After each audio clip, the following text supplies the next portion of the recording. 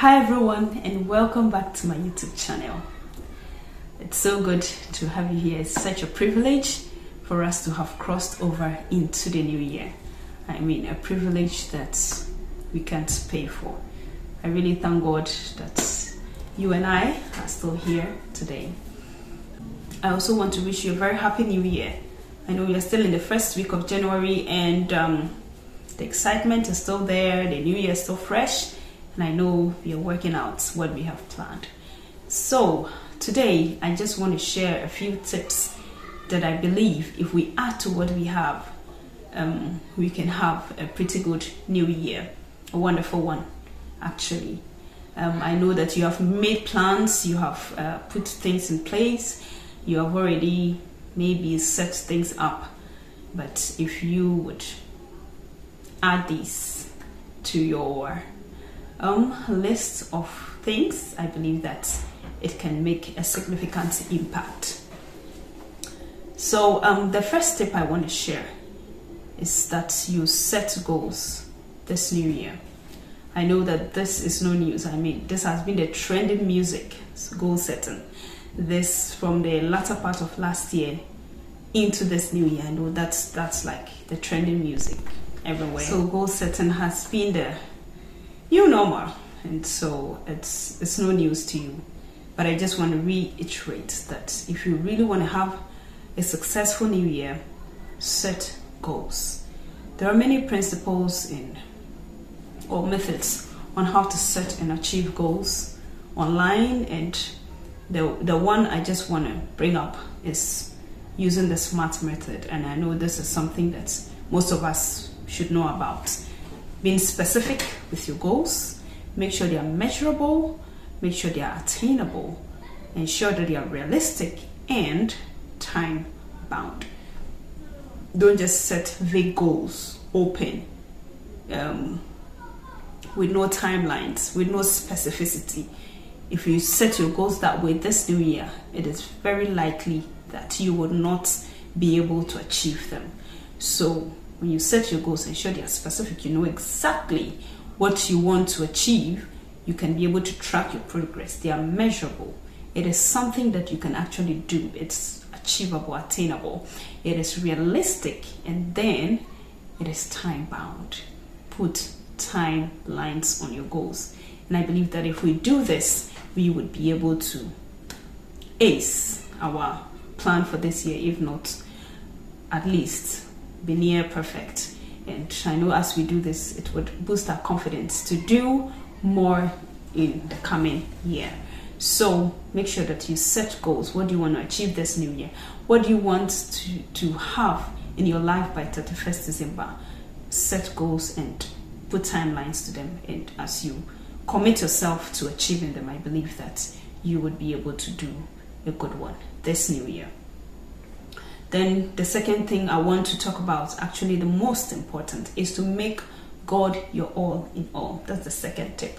Make God your all in all. Proverbs chapter 3 verse 5 and 6 says, trust in the Lord with all your heart and lean not unto thine own understanding. In all thy ways acknowledge him, and he will direct your path. So trusting in the Lord with all your heart and not leaning on your understanding. It says in all your ways. So whether in the big projects, in the small ones, in the significant and seemingly insignificant, the Bible says in all your ways, acknowledge him and he will direct your path. The same proverb says, there is a way that seems right unto a man, but the end thereof are the ways of death. But if you don't commit your cause to God and depend on him, how would you know which way leads to life and which way leads to death? Because sometimes they look alike. So this year, I want you to trust in the Lord with all your heart.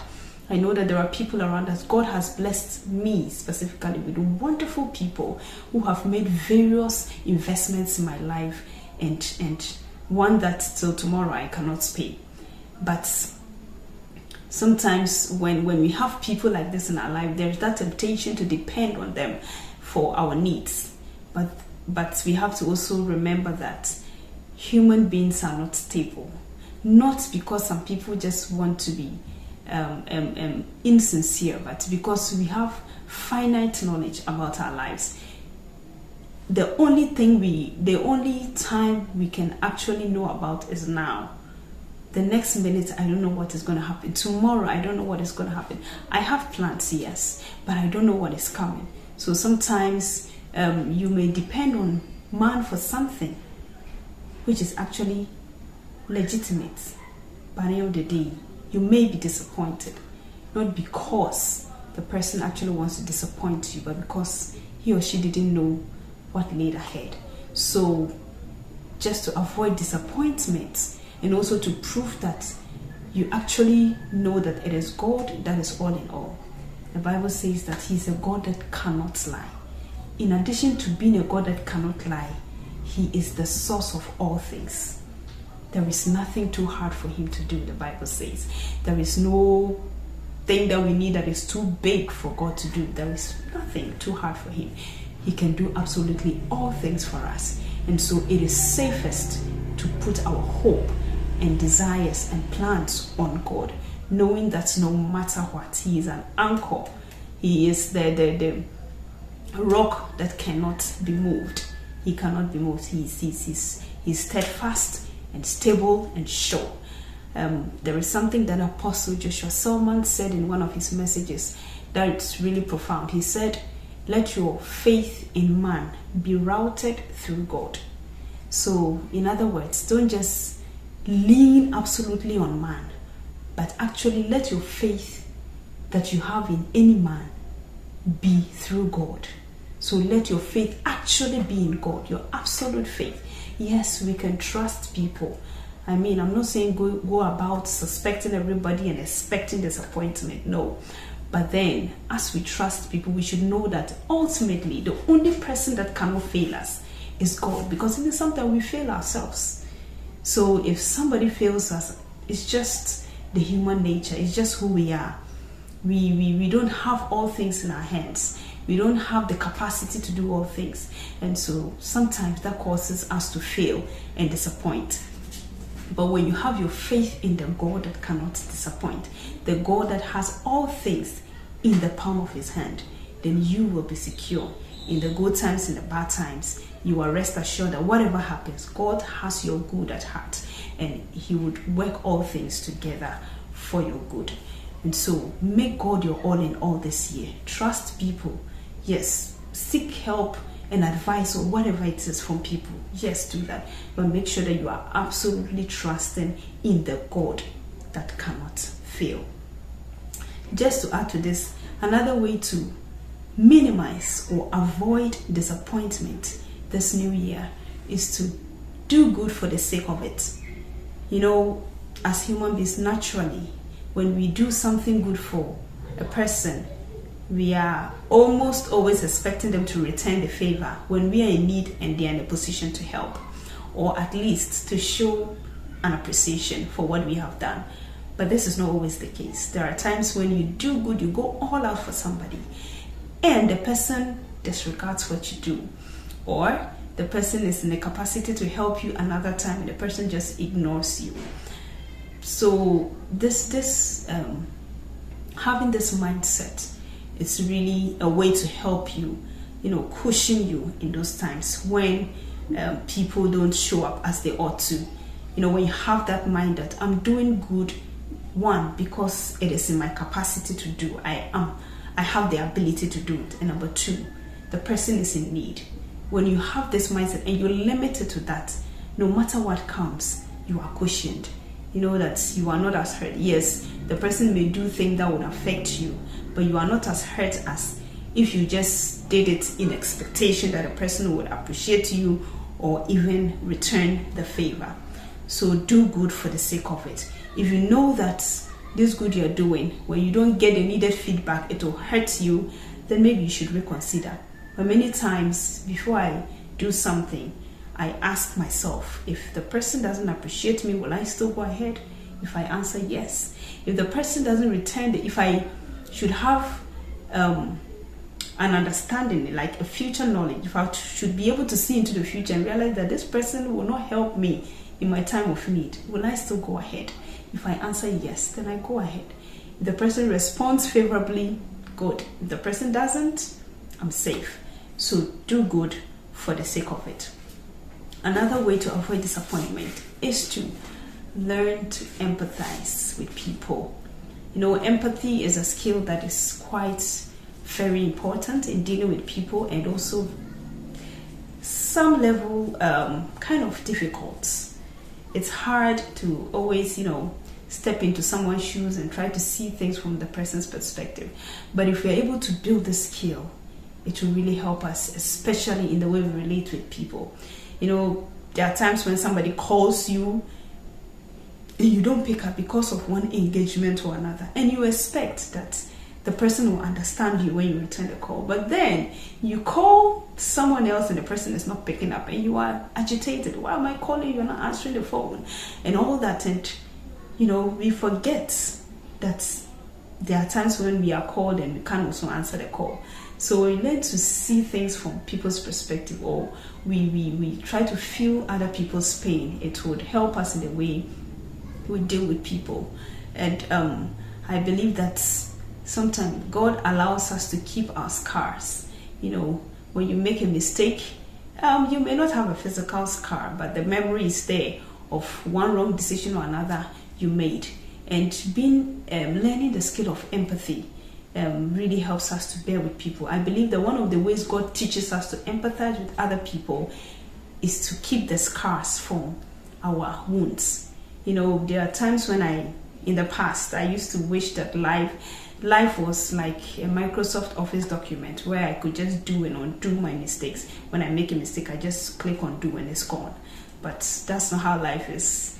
The memory is still there, just that when we submit it to God, He takes away the pain, and He uses that bad situation or that bad decision or that wrong thing we did to, make us better. And so when we remember our own mistakes, the flaws we have made, and the scars, when somebody is in that same situation, we are able to extend that mercy to the person. Though this is not for everybody. Yes, some people fail, but yet when others fail, they criticize and treat them like they are perfect. And I believe that those people have not been able to heal properly from their mistakes. So it's another way God teaches us empathy. And I believe, and if we are able to learn this skill, it will help us deal better with people and also minimize our level of disappointment. Then the third tip that we can really apply to make this year a good one is to learn self-love. Not to be selfish, but to love yourself. Loving yourself, appreciating who you are, understanding who God has made you. You're fearfully and wonderfully made, and appreciating all that God has given you. Your skin color, the talent you have, your body, everything. Just learning to accept you for who you are and appreciating who you are, because the Bible says we can only love our neighbors as we love ourselves. So the way you love your neighbor is an extension of how you love yourself. If you don't love yourself, you cannot love your neighbor. If you pretend to love your neighbor, there is going to be a day that you will snap. There is going to be a day that you come to your wit's end. But if you truly love yourself, and if that love is founded through God, I was listening to a message from A.W. Tozer, and he said, if we don't understand God, we can't understand us, because we're created in His image. So if you truly understand God and appreciate who He is, we can understand how He made us, appreciate who we are, then we can extend that love to all the people around us. So this year, learn to love yourself, not being selfish, but learn to appreciate who you are. Compliment yourself.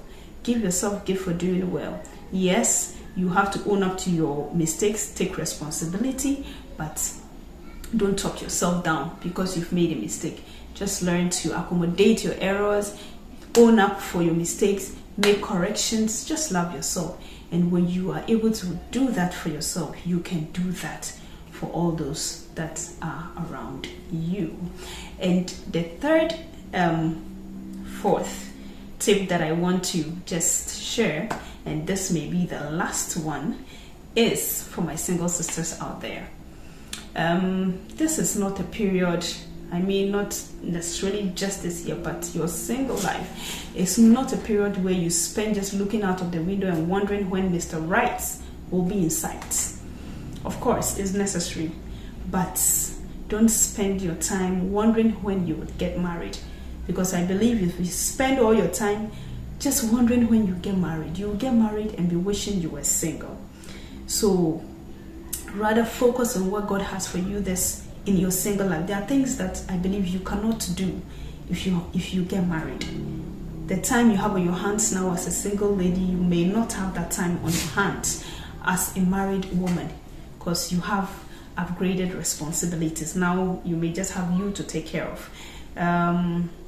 Other family members, which may not solely be your responsibility, so you have enough more time on your hands. Just not too long ago, there was an issue and I had to meet one of our sisters, and our discussion went up until almost 11 p.m. if I'm not mistaken. I think I go home around 11 p.m. And the only reason my mom was worried was the time, being out. But it was something that we really needed to talk about and trash out some issues. But I realized that if I was married, I may not have been able to stay out that long. But being in my single life, I have the time. There are people you can reach out to. There are extents you can go, places you can go in your single life that maybe when you're married, you will not have the chance. And I know that for every phase of our life, God has an assignment for us. Now you are single, He has an assignment. When you get married, He has an upgraded assignment for you. And that's how it goes till you leave this world. And so if you don't exhaust your assignment for this your single life, it may affect your assignment when you are married. So I just want to plead with my single sisters. Don't spend this single time just looking out of the window. When is He coming? Yes, He will come. But if you spend all your time, He may come and you are not even ready. So why not focus your attention on maximizing your singlehood, so that when you get married, you can really enjoy your marital life. It's very easy for us to get distracted. But what I want to just encourage you to do is to keep that desire close enough to make you pray and prepare for it, and to keep it far enough to make you also focus on what you are to do in your single life. So learn to find the balance. How can you keep it close enough that you don't totally forget about it? You pray, you prepare. And how can you keep it far enough that you don't get so distracted by it that you can focus on what you're doing now and to finish your assignment in your single life? My prayer actually is that I would exhaust every single day in my single life, that when I get married, I will never wish to be single. And I hope that is your prayer. So find out what you're supposed to be doing in your single life and do it. Actually, I would link the YouTube channel of my mentor in my description so that you can learn more. She talks about marriage, she talks about purpose, she talks about all these things and she's really an expert in that area. It's a gift God has given her, and I really glean a lot of wisdom from her videos, and I want to share that with you. So I'll put the link to her YouTube channel in my description so that you can visit and then also learn more. So I believe that these tips are helpful to you. The next time I'll be coming your way will be the second Friday in February. Until then, I just want to encourage you to focus on what you've planned to do this new year. I pray that God grants you the grace and the wisdom to achieve all that He has planned and purposed for you for this month, next month, till the end of the year. So until I come your way again on the second Friday of February, I just want to say thank you for stopping by. Thank you for spending your time here on my channel. Until we meet again, God be with you. Bye.